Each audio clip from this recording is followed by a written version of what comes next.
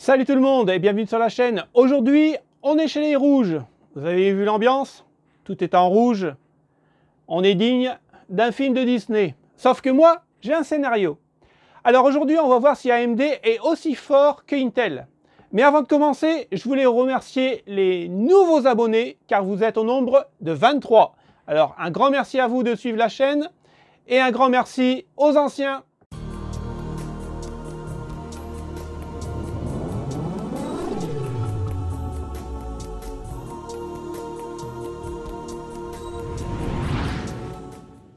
Alors pour concurrencer les bleus, chez les rouges, on va prendre le R5 5600X. C'est un super processeur pour le gaming. Et en plus, il fait un peu multitâche. Bon, c'est pas un 8 cœurs, mais un 6 cœurs 12 threads. C'est très bien pour le jeu, n'allez pas au-dessus. De toute façon, ça ne sert à rien, vous n'allez pas gagner plus en performance. Ou alors si vous voulez gagner, ça va vous coûter cher. Lui, il est cadencé à 3,7 et a un boost de 4,6. Alors, il est un peu moins performant que le Intel. Intel a toujours un peu le gain de puissance pour lui, mais AMD fait de très gros progrès. Il est gravé en 7 nanomètres, donc le DDP normalement devrait un peu baisser. Et il n'y a pas vraiment besoin de plus pour jouer. Moi, la seule chose qui me choque, et je dois dire, c'est pas la petite chose, c'est que ce processeur, par rapport à la concurrence, prend 100 €. Est-ce que c'est vraiment justifié? Alors, pour supporter le 5600X, j'ai choisi la B550 de chez MSI, la Tomahawk. Pour moi, c'est la carte mère de gamer pure et dure. N'allez pas au-dessus, au niveau prix, ça ne sert strictement à rien, car vous allez avoir des options que, en fait, pour le jeu vidéo, il n'y en a pas vraiment besoin. Et celle-ci, elle a tout ce qu'il faut. Alors, par rapport à celle d'Intel, je dirais qu'elle est un peu moins performante, mais c'est pas grave parce que par rapport au processeur qu'on va mettre dessus, il y en a largement assez. Et ce que j'aime bien, comme Asus, MSI a mis le panneau arrière déjà. Et ça, c'est vraiment un point fort. Alors, ce qui va changer par rapport à la Z590. Alors, au lieu d'avoir 14 VRM, on va en avoir 12 ici. Et on n'a qu'un connecteur 8 pins. On n'a pas un connecteur 4 pins de plus pour l'overclocker.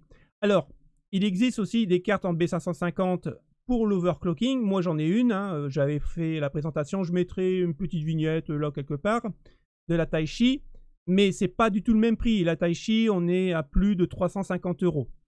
Après, je ne l'ai pas choisi pour le jeu. J'ai choisi, moi, pour le multimédia. Donc, il me fallait un truc qui booste beaucoup parce que je vais mettre un 12 cœurs dessus.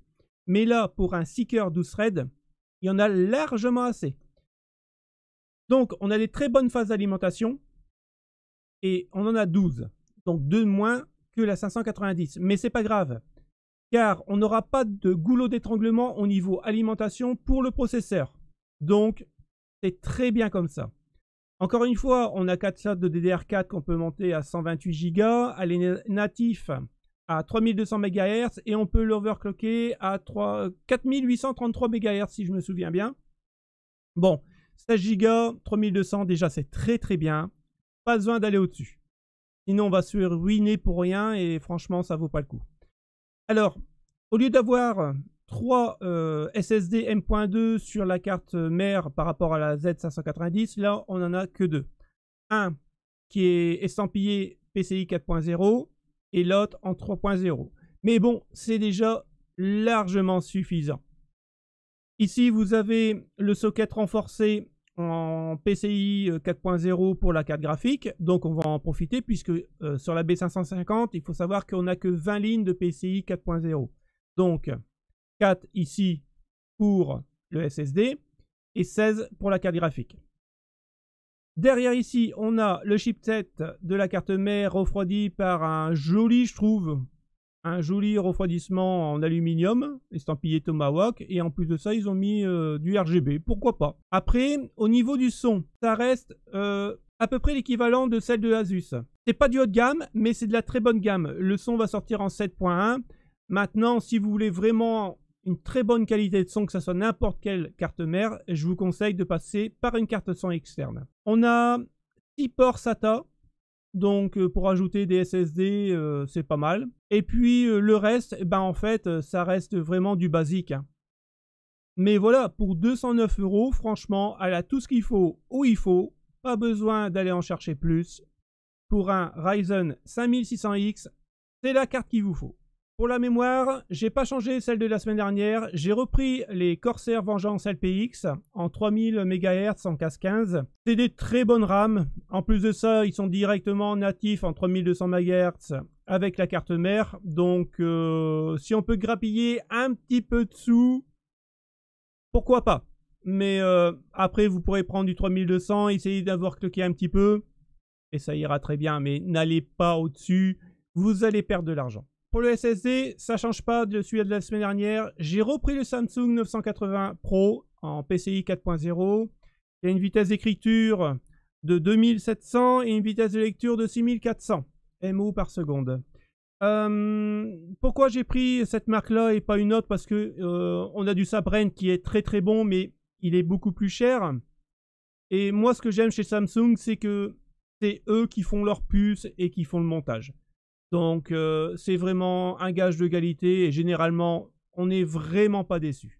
Alors, pour coller au projet de la semaine dernière de Intel, j'ai repris exactement la même carte graphique. On est sur une RX 6700 XT. Actuellement, c'est la meilleure carte graphique de milieu de gamme. N'allez pas chercher une 3060 Ti ou une 3070 car elles sont moins performantes et beaucoup plus chères. Là, on est quand même avec 12 Go de mémoire vidéo. On est en PCI 4.0. Et pour faire du 1440p, franchement, c'est une très bonne carte. Maintenant, en 1080, vous allez avoir des autos de rafraîchissement au niveau de l'écran. Et c'est vraiment très bien pour les jeux compétitifs. Alors, pour le boîtier PC, j'ai choisi le Cooler Master Masterbox. Alors, effectivement, il est de conception ancienne, mais ça reste un classique. C'est une très bonne base pour le jeu vidéo. Et en plus de ça, il fait que 59,99 €. Alors, on peut le trouver moins cher sur d'autres sites, je pense, hein. Mais ça reste un excellent boîtier au niveau du refroidissement. Ici devant, alors je ne sais pas si on peut le voir, voilà. Ici, on n'a que de la mèche. Alors, imaginez la prise d'air pour les 3 ventilateurs de 120 mm que vous allez mettre à l'intérieur. Ça va être un frigo, le truc. Et c'est vraiment une très bonne conception.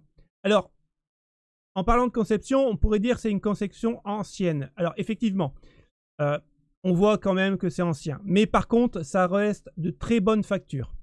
Et en plus de ça, Cooler Master nous a doté de vis aussi au niveau du panneau arrière. Ça nous permet que quand on n'a plus besoin de certains trucs comme les cartes Wi-Fi, eh ben, on remet le panneau arrière et on met la petite vis, ni vu ni connu. Donc ça, c'est vraiment pas mal. Moi, j'aime beaucoup, il est très sobre, il fait pas vraiment... il est moins gamer que le MSI que j'avais présenté la semaine dernière, mais par contre, encore une fois, hein, au niveau de refroidissement, il est vraiment très très bien. On peut mettre des SSD à l'arrière, bon ça c'est pour les disques durs, de stockage. C'est vrai qu'au niveau du câble management, j'aurais préféré ici qu'ils mettent des petits caches en plastique pour qu'on puisse passer le câble vraiment très propre.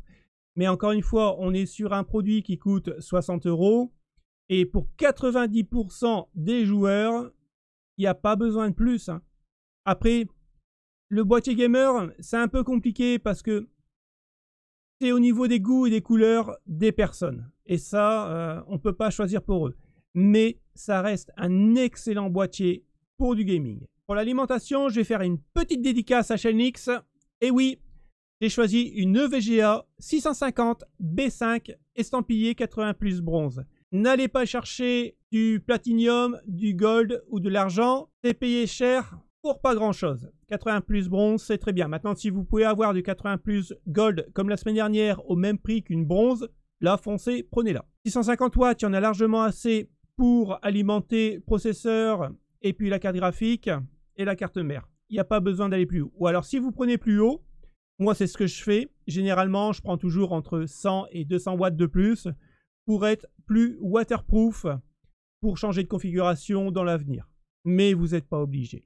Maintenant, EVGA a la particularité que ce soit des alimentations très silencieuse. Franchement, pour en avoir eu 2 dans le passé, c'est vraiment très silencieux.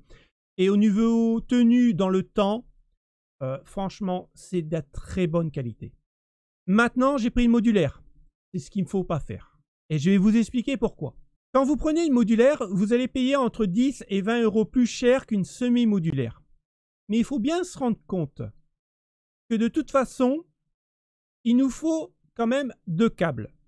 Une pour la carte mère et une pour alimenter les MOSFET, donc les VRM, du processeur sur la carte mère. Donc il vous faudra toujours 2 câbles. Alors pourquoi vous allez payer entre 10 et 20 € plus cher pour que les câbles, ça soit vous qui le mettez? De toute façon, vous n'y échapperez pas, il va le falloir. Donc, prenez une semi-modulaire si vous voulez vraiment faire un super câble management. Semi-modulaire, c'est très très bien et vous allez payer beaucoup moins cher qu'une modulaire. Alors en conclusion, faut-il mieux avoir un PC gamer Intel ou AMD? Alors en 2021, je dois dire que Intel est légèrement au-dessus d'AMD. Mais franchement, de pas grand-chose. AMD a fait du très bon travail et maintenant c'est à peu près équivalent.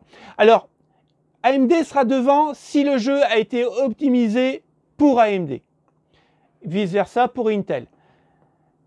Si je devais choisir aujourd'hui un PC de jeu, je vous garantis que je prendrai le moins cher. Donc, ça soit du AMD ou du Intel, pour moi, ça ne changerait rien car la différence est trop minime pour vraiment choisir l'un ou l'autre. Maintenant, si je dois comparer le 3600X au 5600X, je dois dire que le gain de performance est notable parce qu'en overclocking, vu tous les tests que j'ai regardés, que ce soit allemand, français ou américain, on est à peu près à 15% de plus de gain de performance par rapport à l'ancienne génération. En jeu vidéo, par rapport à la série 3, on est à peu près entre 14 et 16% de performance en plus avec la série 5. Mais tout ça a un coût. Vous me connaissez, j'en veux toujours pour mon argent. J'ai calculé le taux de performance de la série 3 à la série 5 en euros.